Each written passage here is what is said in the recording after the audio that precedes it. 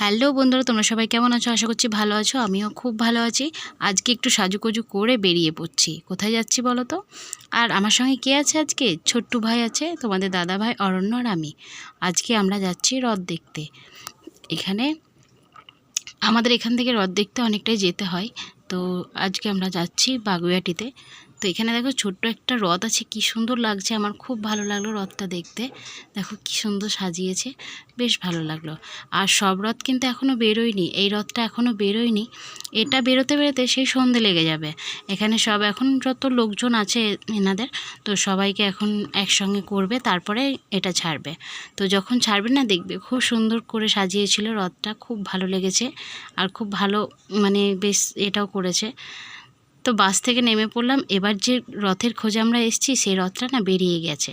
তো ছুটতে ছুটতে এসে সেই রথের সঙ্গ নিলাম। তো এই দেখো, আর এই রথের যে বড় ভিডিওটা করেছিলাম সেটা কিন্তু লাইভেই দেখিয়েছিলাম, সেটা এখানে আর দেখতে পাবে না। আর এখানে সবথেকে আকর্ষণীয় কী বলো তো, এই যে মেয়েদের ঢাক বাজানো খুব সুন্দর করেছে, আর ঢাক বাজাচ্ছিল খুব সুন্দর। আর এখনকার দিনে মেয়েরা কিন্তু কেউ পিছিয়ে নেই, সব যে যার মতো। তো এখানে মেয়েদের ওই যে সাঁওতালি নাচ বলে সেগুলোও আছে, অনেক রকমের বাজনাও আছে।